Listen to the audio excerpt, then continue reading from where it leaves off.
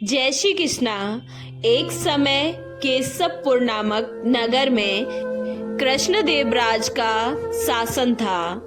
राजा काफी धार्मिक और दयालु था। वो राज्य में आने वाले हर साधु संत की खूब मन लगाकर सेवा करता था। उनका आदेश था कि राज्य में कोई भी साधु आए तो सबसे पहले उसे बताया जाए। राजा के आदेश अनुसार राज्य में कभी कोई साधु आता या साधु मंडली आती तो सबसे पहले राजा को बताया जाता। राजा के साथ ही नगरवासी भी साधुओं की अच्छी से देखभाल करते, जिसके कारण साधुओं के आशीर्वाद से केशवपुर के लोग खुशहाल और संपन्न थे। पूरे राज्य में शांति थी और लोग हर सुख दुख में एक दूसरे का साथ निभाते थे। खेती के दिनों में सभी मिलजुल कर कृषि कार्य करते थे। ऐसे ही भाईचारे की वजह से केशवपुर दिन ब दिन खूब तरक्की कर रहा था। केशवपुर नगर के पास ही सूरजपुर था। उस पड़ोसी राज्य में कंसदेव नाम का राजा शासन करता था। वो अपनी प्रजा को खूब सताता था और नए नए कर यानी टैक्स लगाकर उन्हें परेशान करता था। राजा अपना सारा समय नाच गान करने वालों के बीच में ही बिताता था और शराब के नशे में डूबा रहता था। राजा की यह हालत देखकर उसके सिपाही भी प्रजा पर जुल्म करते थे। सूरजपुर में खेती बाड़ी भी ठीक तरह से नहीं हो रही थी, जिस कारण वहां की जनता भूखमरी से जूझ रही थी। यहाँ तक कि जानवरों को खिलाने के लिए भी पर्याप्त चारा नहीं मिल पा रहा था। फिर भी राजा कर वसूली में कमी नहीं करता था। राजा के अत्याचार से पीड़ित जनता केशवपुर में आश्रय लेने के बारे में सोचने लगी। इसी सोच को लेकर सूरजपुर के हजारों निवासी केशवपुर की सीमा पर खड़े थे। सूरजपुर की जनता के सीमा के पास खड़े होने की सूचना सिपाहियों ने राजा कृष्णदेवराज को दी। राजा सूचना पाते ही तुरंत सीमा पर पहुंचे और सूरजपुर की जनता की दशा देखकर दुखी हो गए। राजा कृष्णदेव ने सूरजपुर के लोगों का सम्मान पूर्वक स्वागत करते हुए उन्हें अपने राज्य में रहने की इजाजत दे दी। साथ ही उनके लिए खाना और उनके जानवरों के लिए चारे का भी प्रबंध कराया। भूख से पीड़ित लोगों को कृष्णदेव ने स्वयं खाना परोसा। भोजन करने से पहले और करने के बाद जनता जोर शोर से महाराज की जय जयकार करने लगी। जवाब में राजा ने कहा कि आप लोगों को मेरी जय जयकार करने की जरूरत नहीं है। मेरे पास जो भी है वो भगवान का है, इसलिए जो भी मैंने दिया है उसके लिए जय जयकार सिर्फ भगवान को करो।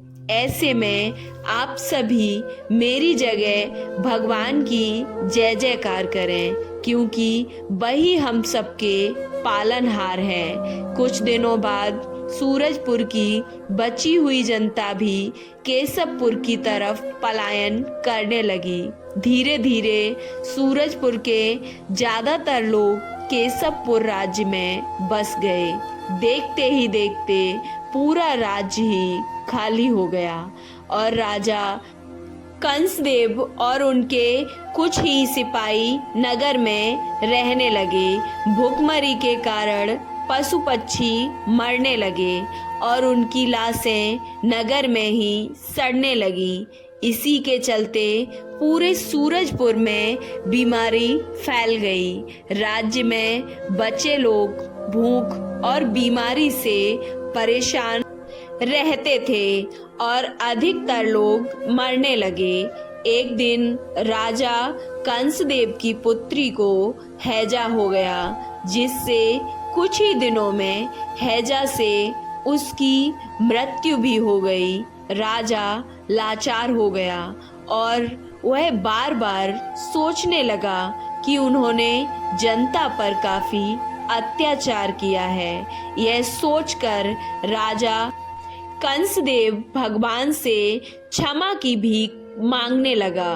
कुछ दिन बिताने के बाद राजा कृष्णदेव के राज्य में साधुओं की टोली पहुंची, जिसकी सूचना राजा को सिपाहियों ने तुरंत दी।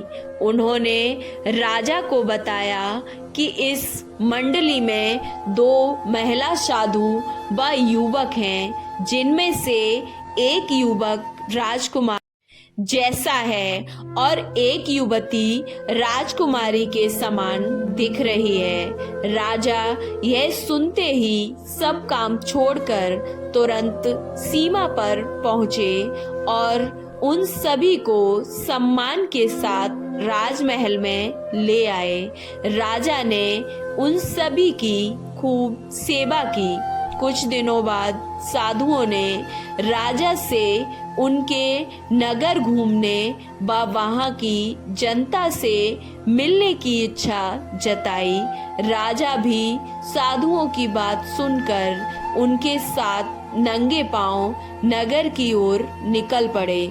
साधुओं ने देखा कि केशवपुर का हर नागरिक खुश है और जहां से वो गुजरते हैं वहां राजा की जय जयकार होने लगती है। सभी प्रजावासियों ने राजा व साधुओं को फूल मालाओं से सम्मानित किया।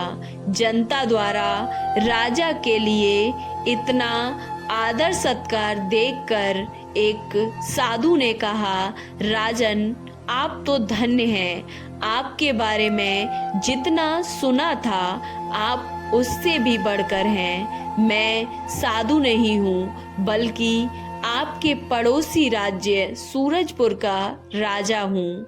मैंने अपनी जनता पर बहुत अत्याचार किया है, जिस कारण वो आपके राज्य में बस गए। मेरे अत्याचार के चलते पूरे राज्य में भूखमरी व बीमारी बढ़ गई, जिसकी शिकार मेरी एक बेटी भी हो गई।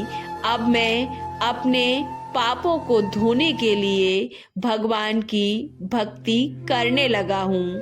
उसने आगे बताया कि मैं जिस राह पर चल रहा हूँ उस पर अपनी पत्नी, बेटी और बेटे को चलने के लिए नहीं बोला है, मगर ये कहते हैं कि यह मेरे पाप में बराबर के भागीदार हैं, जिस कारण ये भी वैराग्य जीवन जी रहे हैं। हम सब कुछ छोड़कर तीर्थ के लिए निकलने वाले थे, लेकिन तीर्थ पर जाने से पहले अपनी प्रजा का हाल देखने की चाहत हुई। अब मैं अपनी प्रजा को खुश देखकर संतुष्ट हो गया हूँ। मैं आपका आभारी हूँ कि आपने मेरे राज्य की जनता और अपने राज्य की जनता के बीच में किसी भी तरह का भेदभाव नहीं किया। अब हम भगवान की भक्ति में अपना जीवन सुकून से व्यतीत कर सकते हैं। कंसदेव की बातें सुनकर राजा ने उन्हें गले लगाया और कहा कि आप धन्य हैं, जो आपको इतना अच्छा परिवार मिला है। आपका परिवार सुख के साथ ही दुख में भी आपके साथ है। मुझे अफसोस है कि आपकी जनता ने आपको बुरे समय में अकेला छोड़ दिया। राजा कृष्णदेव की बात सुनकर कंसदेव कहता है कि मुझे अपनी प्रजा से किसी तरह की कोई शिकायत नहीं है।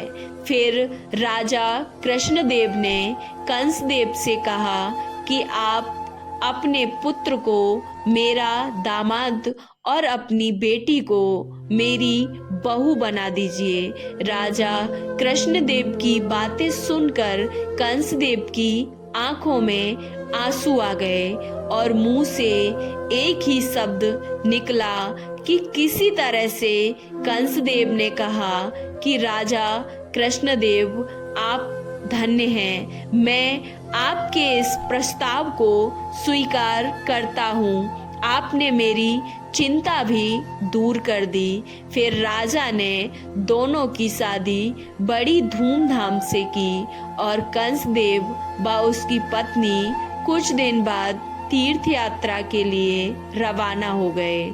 थोड़े दिन बीतने के बाद राजा कृष्णदेव ने अपने दामाद को सूरजपुर का राजा घोषित कर दिया और धीरे धीरे सूरजपुर की जनता वापस राज्य लौट गई। फिर दोनों राज्य के लोग खुशहाली और चैन से रहने लगे। इस कहानी में एक सीख है कि हमेशा दूसरों के साथ अच्छा व्यवहार करना चाहिए।